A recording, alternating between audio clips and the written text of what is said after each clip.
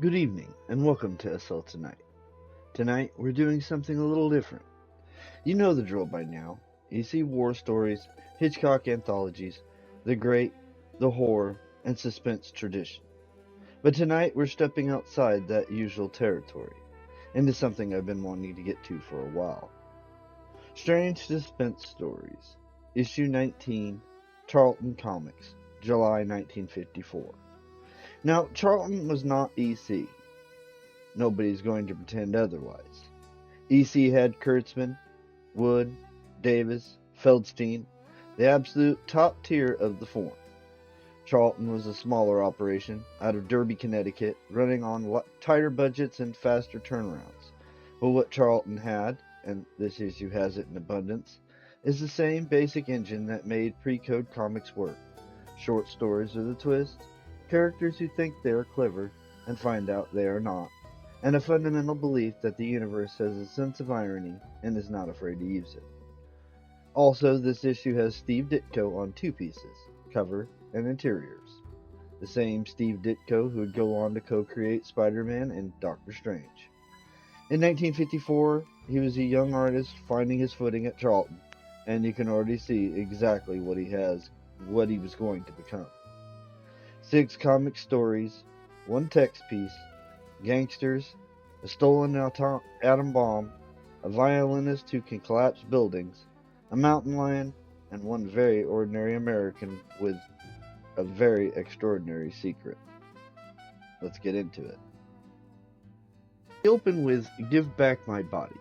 6 pages, art by Bill Molyneux, and a premise that asks a question pre-code comics love to ask. What happens when the punishment does not quite stick the way it was supposed to? Lefty Riccardi is scheduled to die in the electric chair. The question is whether dying in the chair is quite the same as being gone. Hurry up! Finish it! What are you waiting for? Kill this body! Kill it! Then I'll be free of it! Free! Do you hear? Ha ha ha ha! They strapped him to the chair. This was his last moment of life.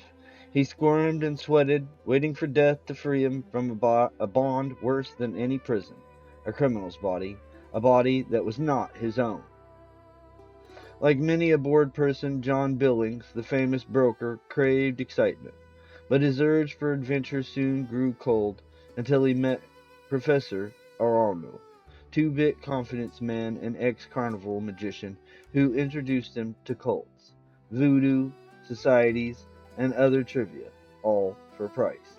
But one thing he would not sell, he said, was a certain spell that was supposed to transfer minds from one body to another. This, of course, was the final swindle. It is here that our story begins. I told you the spell might not work, and you and your thrills. Pshaw, come back tomorrow. No! Ha ha ha! Oh, but it did work, Professor. Haha, I am free again, and they'll be hearing from me, those out there. Nothing could stop how I've got perfect disguise. Haha. He was right, for soon afterwards a series of vicious robberies and murders rooked the city. Body of carnival magician found in river. 150,000 robbery at brokerage firm. Head juryman and Lefty Riccardi case killed mysteriously. Oh, but again it did work, and at police headquarters, Lieutenant Steve Anderson and Sergeant Joe Batty were trying to piece out the clues. I've checked out these reports for hours, Steve, and I can't find a single thing we can go on. There seems to be a pattern to all these crimes, Joe. I know this sounds crazy, but it looks like Lefty Riccardi's work. You've been reading too many dime novels, Steve. You know as well as I do that Riccardi gets the chair in 10 days. His gang is cut out also. If they all have solid alibis. Yeah, guess you're right. Just the same, we're going downtown to investigate that new robbery over at the brokerage house. Got a hunch. 20 minutes later, the 2 detectives step inside the handsomely decorated office of John Billings. I'm police lieutenant of the 2nd Precinct, Mr. Billings. This is Sergeant Brody. Would like to go over the robbery with you. As I told the police gentleman, I was not present when the horrible incident occurred. Where were you? I overslept that morning, so I arrived at the office about 15 minutes after it had opened for the day. That's right, sir. I saw Mr. Billings walking around then. We all did. In other words, you don't know who committed the robbery, do you, Mr. Billings? Of course not. Surely you don't think I was... Why, that's preposterous. Relax, Billings. We're just trying to get the facts. A few moments later, the detectives walked out, two very puzzled men. Joe, that character's alibi is too smooth. He talks and acts like Riccardi. No, it's fantastic. Sheer coincidence. I don't know, Steve. I got that same impression. How about the way he broke that match? That was Lefty Riccardi to a T. He was left-handed too, wasn't he? Okay, Joe. We're going to go check up on this guy from A to Z. Hope you know what you're doing. It's going to be a tough job. 2 days passed. The two men worked themselves to death trying to solve the enigma of the mysterious Mr. Billings. Finally, oh, it's no use, Steve. The guy's clean. The only bad thing he ever did was pal around with a trokester called Professor Arno the last couple months. That's it. Both the professor and the jurymen on the Riccardi case were killed the same week, and Billings was the mannerisms of Lefty Riccardi. There's a connection somehow. Great Scott, you're right. For several days, the shadowing John Billings proved fruitless, till one night. But I don't get it. For a guy that's just been robbed, Billings seems to be awfully happy. He just went inside loaded with dough. Shh, quiet, that car's coming at his, stopping at his house. Wow, do you see what I see? Yeah, Lefty Riccardi's gang, including his girlfriend. Listen carefully, Joe. I'm going to find out what's happening there and send a call to the headquarters. If I'm not back here in 15 minutes, break in. Check. Lieutenant Steve Anderson ran swiftly up to the house and himself within hearing distance of the terrace library. It is apparent that something big was going to occur. Gee, what a big joint. Okay, give with the answers, big boy. What's all this about? How'd you know where to find us? Maybe this money will answer for me, Kate. Haha, we have enough to get started again. My name, you know it. Poof, look at that. Gee. It's from my own firm. Haha, those poor dumb guards. You should have seen them. They looked so surprised when I pulled the trigger. Then I went out the rear, put the money in a safe place, doubled back, and came in 15 minutes after opening time. Who are you? You talk like Lefty Riccardi, eh? Well, that's who I am. Haha! Don't you recognize me, boys? Ha ha ha! Yeah, boss. What a plastic job. How'd you get out of stir? Through the spell, Ike. Haha. I passed out one night in my cell with a lousy headache. When I came to, it was in another room. This professor called me Billings. Then it dawned on me that I, Lefty Riccardi, was free. But my friend knew too much. So, ha ha ha ha. Now I've heard it all. But it's gotta be Lefty. He knows our names. He knows everything. Let's get out of here. I got the creeps looking at him. He's kaput. Crazy. Crazy, am I? I'll get rid of you, Heinrich, just like I did the professor and that court stooge. Never took to you anyway. Bang, bang! Ah! Now get this, all of you. What I say, go. Starting tomorrow, we're going to pull bank jobs. We got everything here to make it a success. So the next guy that calls me crazy gets it right between the eyes. Sure, boss. We were only kidding. Meanwhile, Lieutenant Steve Anderson, hearing shots, ran inside the house and, okay, Billings, I've heard enough. You're under arrest. It's a copper. You dirty rat. You were spying on me, eh? Well, take that. Ow, I'm hit. My shoulder. Ugh. Seconds later, the police, led by Sergeant Joe Brody, rushed inside the house, and Billings is dead. I had a hunch that this case isn't over. Let's get over to the state prison right away. We don't have much time. As the car roared through the night towards the state prison, a furious rainstorm broke out, shattering the stillness of the countryside. It was some 2 hours later when the two detectives pulled up alongside a solemn professor within the confines of an even more somber prison. We're too late. Steve, if it's what I think it is, don't make a fool of yourself before the governor. Dr. Hall called headquarters when you were out of the car. Billings was being treated for schizophrenia split personality, so he could have been insane. Ah, Lieutenant Anderson, it is a pleasure to see the man who put that murderer in prison. You're just in time, too. It's the end of the road for Lefty Riccardi. They say all those tough criminals break down on the chair. Well, he was no exception. It's amazing how personality changed. He made this last entry in his diary just before he came for him. Frankly, it's nothing of importance, just the ravings of a madman. May we see it? Good heavens, then this really was on the level. Ugh, what a way to die. What are you talking about, Sergeant? Well, you see, sir, though Sergeant Brody is a relentless arm of the law, he still can't see men die this way, not even Lefty Riccardi. Isn't that right, Sergeant? Yeah, I guess so. That's right. Oh, that's a good one on you, Sergeant. Must tell that to my wife.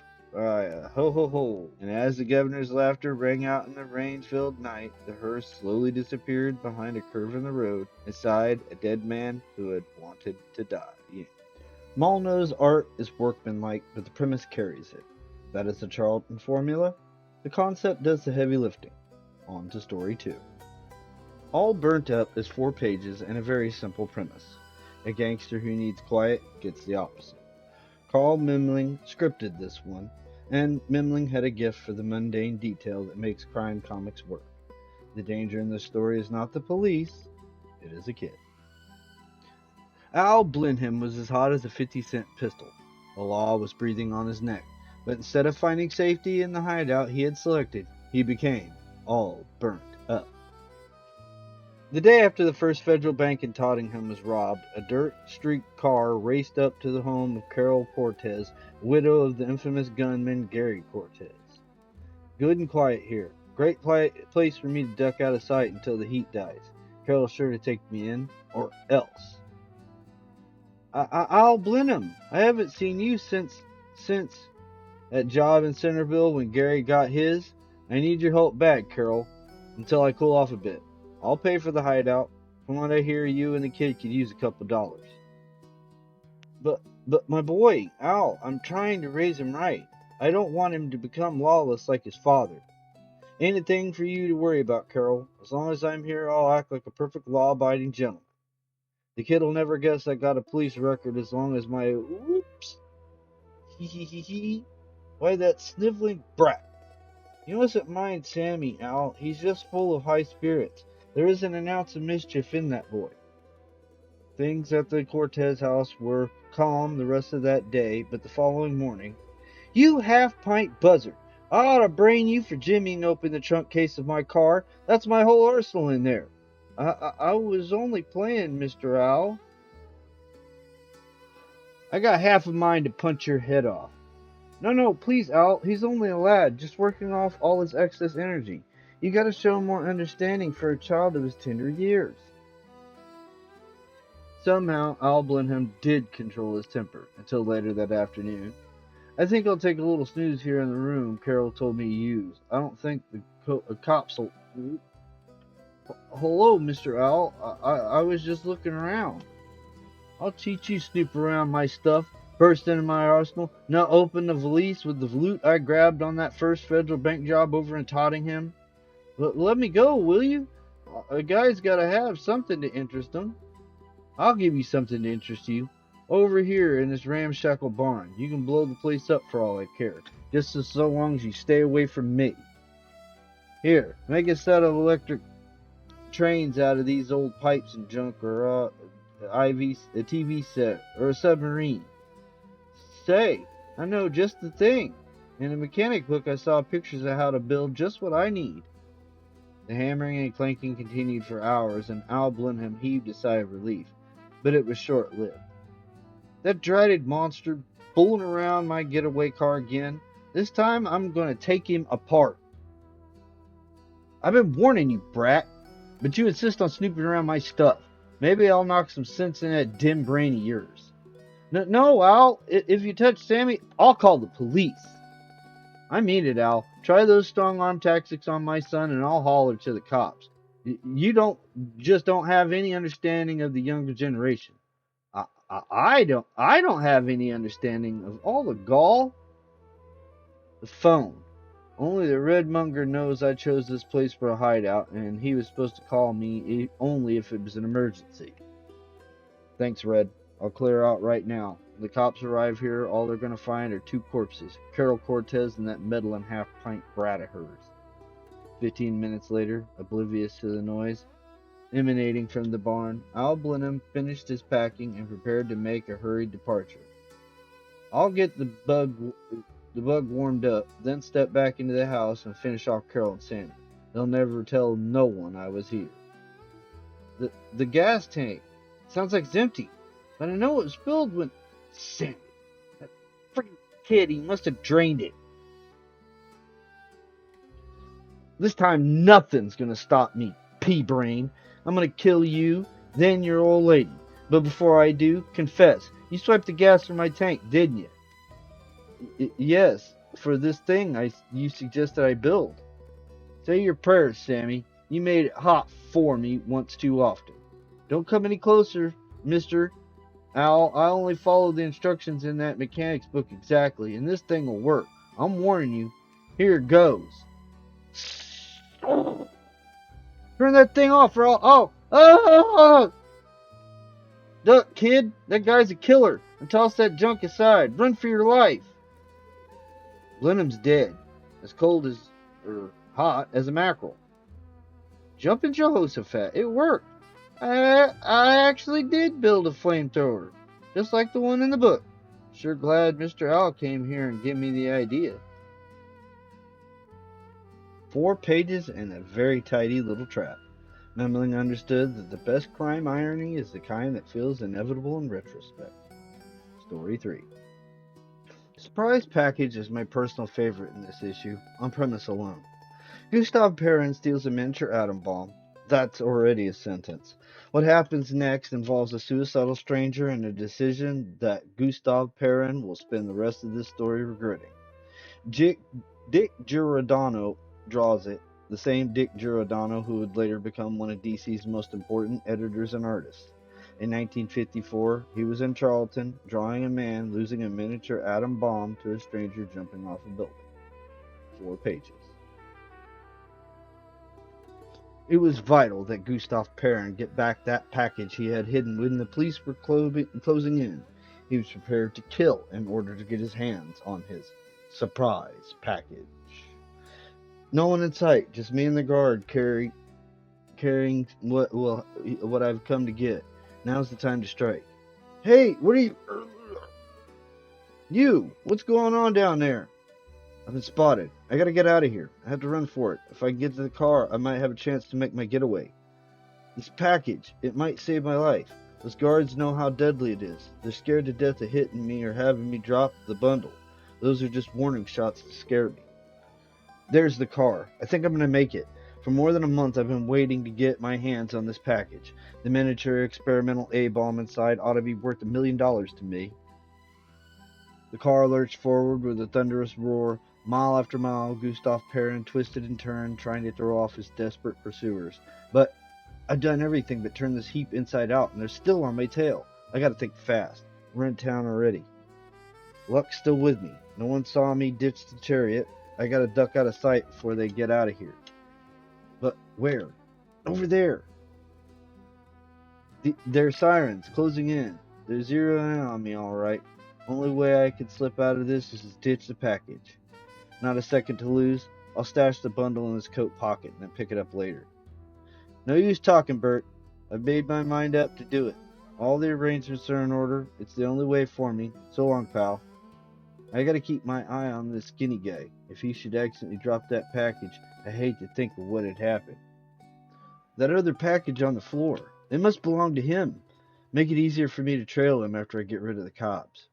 You, down at the end of the bar. Stay where you are. Funny. It's not on him. Alright, mister. Where'd you hide it?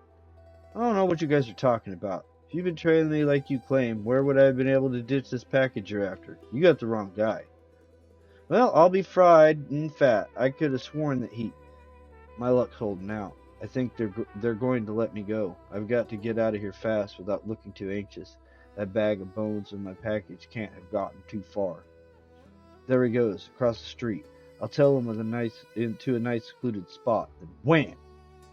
Into the Keystone building. Yeah, I'll have to bide my time before I put the slug on this joker, and just pray that he doesn't let that package slip. He's headed for the observation tower. Maybe if I rush, I can get to the same elevator. Take care of the skinny guy and the operator at the same time. The door. It's closing. I'll have to take the next car up to the observation tower. I hope I'm not too late. Can you speed up this thing, please? My wife's expecting me up on the tower, operator. If I'm not up there immediately, I'm going to have an awful lot to explain.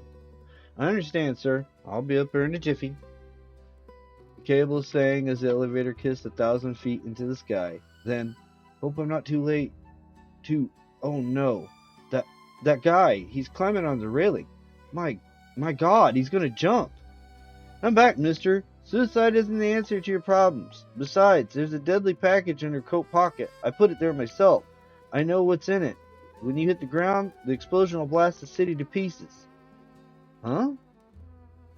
Sorry, filler, my mind's made up. This is the answer to all my problems. No, for Pete's sake, don't! You got a new type of atom bomb in your pocket. I ought to know, because I stole it and hid it in your coat. Good God, he jumped. We're all doomed. That bomb will obliterate the whole city when he smashes into the sidewalk. Is Gustav Perrin's dire prediction about to come true? Will the horrible weapon he hid in the stranger's pocket actually devastate the city? Send your idea of the finale surprise package to this address. The best synopsis submitted will be illustrated in an early issue of Strange Suspense Stories. The winner gets full credit. A miniature atom bomb and a stranger with nothing to lose. Charlton understood that the best setups write their own endings.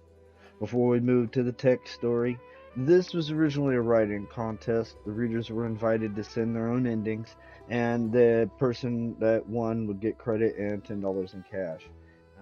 It says the published ending is in the issue, although I have not seen it. Whenever I do find it, I will let you know the next time I do this, or I'll throw it somewhere. Every issue of this era had a text story, 2 pages of prose to satisfy the postal regulations that classified these as magazines rather than comics, which came with cheaper mailing rates. Most text stories and pre-code comics are filler. Destructive Death is not filler. A violinist who can collapse buildings with the right note, blackmailing an entire city. That is a Twilight Zone episode waiting to happen. 2 pages, prose form. Jan Cigaro pointed his finger directly at Mr. William Millinger. You know I'm the greatest violinist in the world. Why do you refuse to let me give a concert at your opera house? This must be part of a conspiracy to prevent the world from listening to my wonderful music. I give you exactly 2 days to change your mind. Otherwise, I shall wreck all your financial interests. For not only can my music create, it can also destroy. Get out of here before I have you thrown out, shouted Mr. William Millinger. I don't have to listen to the ravings of a madman, because I've had little pity in my heart I permitted you to play at that charity concert. Get out and stay away from my office. Otherwise, I shall notify the police that you have threatened me. Mr. Max Katz of MK Recordings was a very busy man. Finally, he spoke to his secretary. Send in that crazy violinist. I am going to give him a final warning. If he comes here again, I shall prefer charges against him. I understand he threatened Mr. Millinger this morning. I can break that fellow with one hand tied behind my back. Send him in now. Jan Cigaro had a sneer on his twisted face, and he spoke first. You refuse to let me make recordings for your company. I can wreck all your business enterprises with my violin, for I have discovered a simple but great secret. You have until tomorrow to change your mind. I want to record my theme song. It's called Destructive Death. It will make you rich. Refuse me, and you are a ruined man. I shall notify the police at once, snapped back Mr. Max Katz. This is blackmail. I shall swear out a warrant for your arrest. Get out of here before I count 3, or I'll throw you out myself. Miss Ethel Rivkin was a very happy woman. She'd come all the way from her small town in Kansas to the big city, and her niece Helen Bailey was showing her the sights. See that building in the distance? Said Helen Bailey. That's the largest office building in the world. It's owned by William Millinger, who does much to spread good music in this country. Miss Ethel Rivkin gazed at the tall building, and then she squinted her eyes. You must be dizzy, Helen. Seems to me that building is swaying. I guess I did a bit too much at my age. Building looks as though it's swaying in my eyes, remarked Helen Bailey. Must be some kind of optical illusion. Oh, it is falling down. Now I don't see it. Most of the people who worked in the office building had left by 5 on that tragic day. But the 260 who were left behind died a terrible death as steel and brick crashed down into the street. 12 other buildings were smashed, and the total death list, including those caught by the debris and cars, amounted to more than 400. That building was perfectly safe, said George Krebs, head of the building inspecting service of the city. I had my man check over every inch of it. The papers call it sabotage. How was it done? The DA, John Prager, wasn't exactly the happiest man in town. He had his duty to perform. I spoke to Mr. Mellinger, and he told me about the threats made by Jan Sagaro. The police have an order to pick him up. But how can we show he did it? Mr. Max Katz of MK Recording told me a similar story. It could be just a coincidence. But if the studio building owned by Mr. Katz collapsed in a similar manner, then you would have to admit the so-called crazy violinist was behind it, John Shorts Krebs. The DA shrugged his shoulders. It wasn't a delightful situation in which to be found. I have to be shown how a building can be destroyed, and then that this man did it. That's all I can say now. The famous comedy team of Anderson and Thompson were doing a TV program on the 10th floor of the building owned by Mr. Katz. A woman in the audience turned to her husband. I feel dizzy, Frank. Please take me out of here. It seems as though the building is swaying a bit. The husband never had a chance to answer as the entire structure collapsed. Hundreds were killed, and a few taken out alive died soon after. The DA sat in the laboratory of the Crime Research Institute and looked at the demonstration that was to be given for his benefit and also for the members of the press who were present.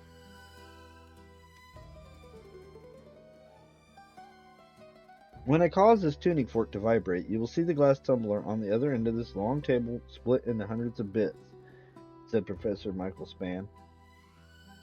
The professor hit the tuning fork with a small stick, and a few seconds later the glass tumbler was shattered. Then he moved a skeleton build-up made of steel girders on the table. He lifted a violin. I shall play a note, and you will observe the small building as it collapses. The professor lifted the violin and took the bow in his hand. He played the same note over and over. The building began to sway and finally toppled over on the table. What's the secret to all this? Asked the DA. A simple scientific fact, explained the professor. Everything has a basic vibration point. If we can find that point, then I can make it vibrate. Actually, I found the vibration points first on the glass tumbler and also the small building. Somehow, this Jan Seguro has found a method of determining the vibration point of any building. Then he plays a note on his violin with the same vibration. He keeps it up until the building collapses. He must either be somewhere in the vicinity or use some kind of broadcast unit to send the vibrations in the direction of the object he desires to destroy. Clear, gentlemen? Members of the press asked a variety of questions, and then a tired DA came right to the point. Unless we catch this madman, there is nothing to stop him from wrecking the entire city. The Army has promised to cooperate with us and send us one of their secret radar vibration units. However, unless we know what he's going to destroy next, we can't use the unit. David Sanger, feature reporter on the Herald Times, had an idea that sounded good. Why not goad him into telling us what he intends to wreck next? We can all run articles in which way we say we think these collapses were just accidents. This man can cause a building to smash. Let him tell us the name. We will get a lot of crackpots who want publicity. However, we can make sure it is Jan Seguro by a simple technique. He will have to tell the contents of his last talks with Mr. Mellinger and Mr. Katz. The idea sounded good. In a small joint of the waterfront, John Seguro read the morning newspaper.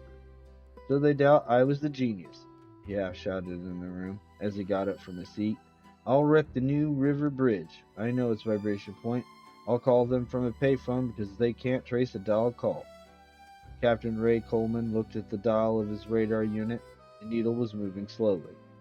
The vibrations are coming from the bridge itself, he told the DA. That means your crazy musician managed to hide himself there.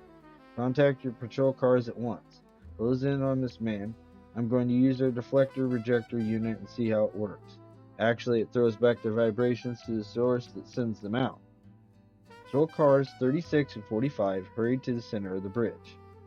There, as the catwalk, they saw a man playing a violin. There was a slight sway to the bridge.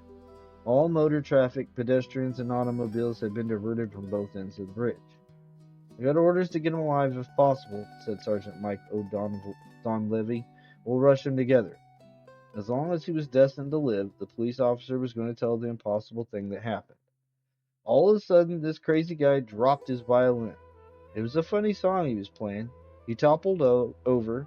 Know what happened to him? He just fell apart. Yes, sir, in hundreds of little pieces. Maybe there's a certain justice in the world. He died like the way he made buildings fall apart. Captain Roy Coleman had a comment to make to his superiors in Washington. Deflector rejector unit worked perfectly. David Sanger, the reporter, merely wrote, "It was destructive death, but not as he planned it." The end. A violinist and a very particular talent. The text story always earns its place in these issues when the premise is strong enough. Back to the comics, Story 4. You Know Too Much is the issue's most psychologically interesting story. An ordinary man, explicitly described as Mr. Average American, who turns a knife murderer at night and then, in a move that distinguishes him from most pre-code criminals, actually tries to get help. He goes to a psychiatrist. Dick Giordano and Vince Alessia on art, 6 pages, and a premise that is darker than it first appears. You know too much. He had a pounding headache. That's how it always started, with a pounding headache. He tried to fight it, but it was no use. The peeling kept rising inside him like hissing steam inside a boiler. He found himself climbing the stairs. He was up in the bedroom now. Opening the drawer from the other bedroom, he could hear the kids breathing heavily in their sleep. From downstairs came the steady clicking of his wife's crocheting needles. The pounding in his head was even worse. He was warning as his hand groped inside the drawer for the secret compartment. He was clomping down again, dressed for the street, when his wife's voice called to him. "Al, dear, you're not going outside, are you?" "Yeah, honey, just for a walk." "Why not?" "You know I don't want to tie you down, Al, but I've been reading these stories in the paper about the knife. You know, that crazy killer, the one who stabs total strangers in the dark. Please, Al, stay inside. I'd go mad if anything happened to you." For a moment he almost weakened, almost wriggled out of his coat and dropped into a chair, but then the pounding in his head started again. Thump, thump, thump. "Relax, honey, I just want a breath of air. I'll be careful, I promise." Outside the house he smiled grimly. "I'll be careful, all right. Not to get caught." He caught a crosstown bus and stood swaying in the aisle. Al Bartlett, Mr. Average American with a wife at home, 2 kids, a house with a mortgage, and a second-hand car, and in his coat pocket, a knife. Leaving the bus, he stationed himself in the shadowy entrance of a dark alley. The pounding inside his head was worse than ever. His mouth felt dry and sour. The hilt of the knife was damp with sweat as he gripped it tightly inside his pocket. Someone was coming. The knife flashed in the moonlight. "Hey!" The headache was gone now. The pounding had stopped. He walked away briskly. Al Bartlett, Mr. Average American, on his way home to the wife and kids after a breath of air. In the morning. "Hi, kids. Anything new in the paper, Sonny?" "It's awful. Simply awful. The knife struck again. He killed 2 men last night." "What? Let me see that paper." Sweat pimpled his forehead as he read the article in the paper. His hand trembled. 2 victims, the article said, and he remembered killing only 1. "Al, what's wrong?" "Leave me alone. I don't feel so good. Leave me alone," I said. It had happened before, a knife killing, that he couldn't remember. It was bad enough to be under some crazy compulsion to kill strangers, but killing while blacked out, that really scared him. "Al, should I call the office? Are you sick?" He was sick, all right. Sick with the horrible fear that during one of those blackouts he might turn the knife against his own wife and kids. "Yeah, you better call the office. I'm sick, real sick." He stayed in bed all day, and all day his eyes kept wandering to the bureau where the knife lay in its secret compartment. Only 1. I can only remember killing 1 last night. That night was hideous with a dream that saw him standing over his family's corpses with a dripping knife in his hand. No! No! And the strain had kept up, he would have cracked, would have gone to the police and given himself up, rather than endanger the wife and kids. But the next morning he saw the write-up in the paper. Dr. Henry Livingston, psychiatrist, specializes in quirks of the criminal mind. Maybe the doc could help him. It was a chance. Why not? Just in case the doc was a wrong-o, Al took his knife along. Yes? Doc, please, I know you're a busy man, but I'm in terrible trouble. The doc was a real nice guy. He let Al in and got him right down on the couch. You need not worry about revealing the precise nature of what is troubling you. In plain words, you are my patient, and nothing you tell me will reach the ears of the police. Now talk freely, tell me everything, begin back with your earliest memory. So Al talked. He talked till his throat was dry. And then, yours is a simple case. The compulsion to kill derives from a series of traumatic experiences in your childhood. Your stepfather kept maltreating your mother, you were a puny boy, and forced to watch helplessly as your poor mother writhed in pain. All that time, while watching the beatings, the desire to kill your stepfather kept mounting higher and higher inside you. But your stepfather died before you could act, and you were left with the need to kill still blazing in your subconscious. So now the headaches come periodically, the headaches that force you to go out into the night with a knife, and each time you kill, you are symbolically killing your stepfather. Doc, you're wonderful. The whole thing is clear to me now. But how did you do it so fast? I thought this kind of treatment lasted months and months. Believe it or not, I feel better already. What's the matter, Doc? You don't look so good. I had a headache. Excuse me, please, for a moment. I'll be right back. He went to the next room. How do I know he's not phoning the cops right now? Can I trust him? He knows too much. What if one of my victims was a relative of his? This will be my last knifing. Too bad, but it has to be. He knows too much. The quick-moving shadow on the wall warned Al, but not soon enough. Hey! Al was dying now. Doc, why did you do it? Fool! My stepfather was cruel to my mother, too. How else could I have known so soon what was at the root of your trouble? The knifings, I couldn't remember. You did them.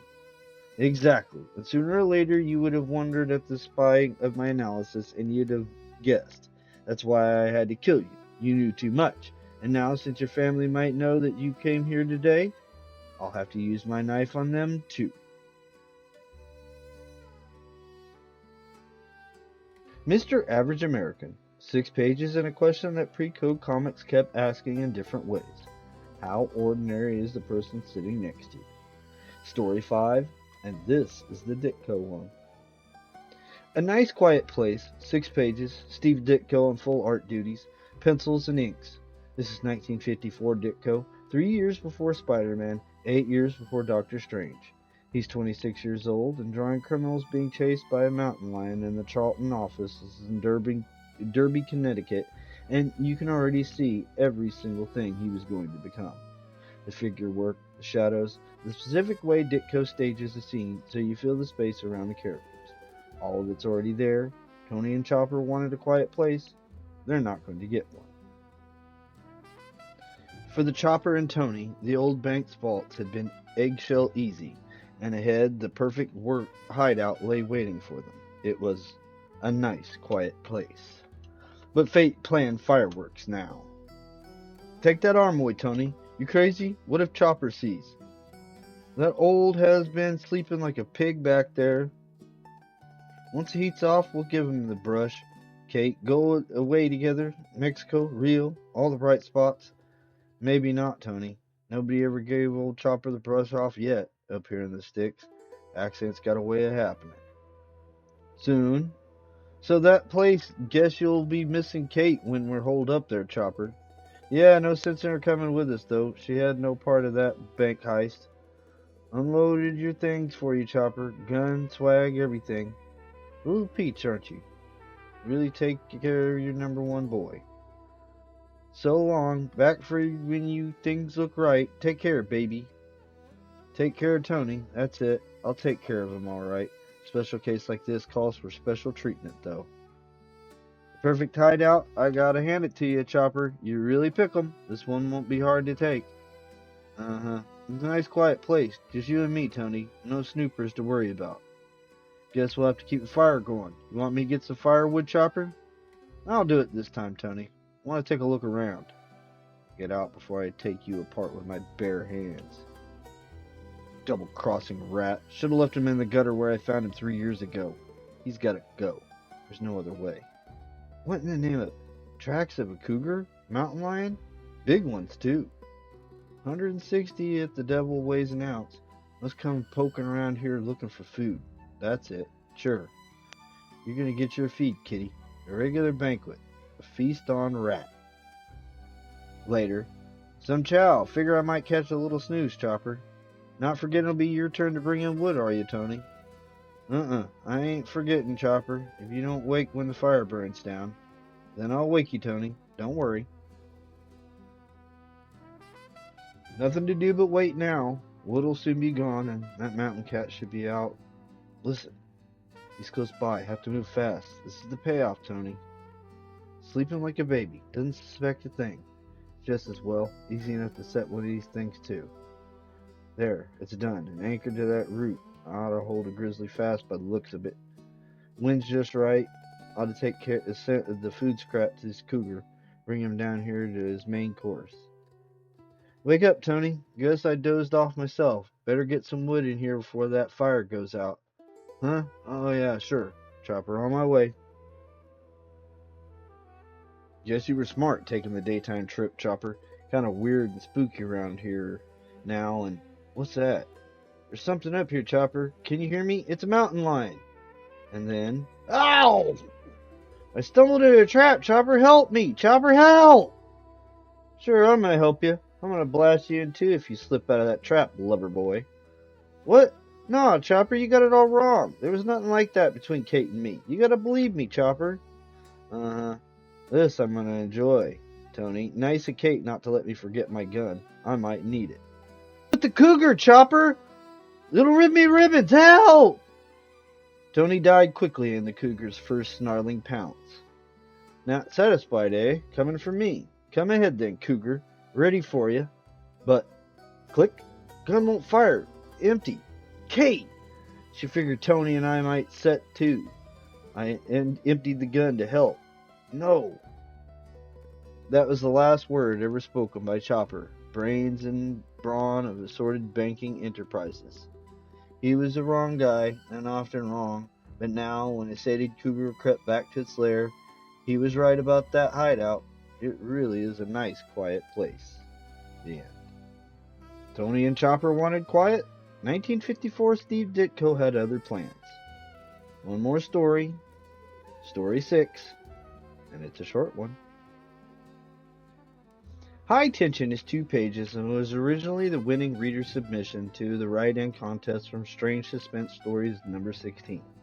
Readers were invited to send in their own story endings, and this one made it into print. 2 pages, an acrobat, an unfaithful wife, the universe tidying up after itself in the way it tends to do. In Pre-Code Comics. Here, readers, thanks to all of you who deluged us with answers to our 4-page quiz, High Tension, which appeared in a recent Lawbreaker Suspense. Best of the Solutions, we thought, was submitted by Patricia Hamer of Cypress Gardens, Florida. The $10 prize is already on its way to you. Pat and I, here is Patricia Hamer's solution to High Tension. Come on, philanderer, the end of all your rehearsing was just about arrived. No!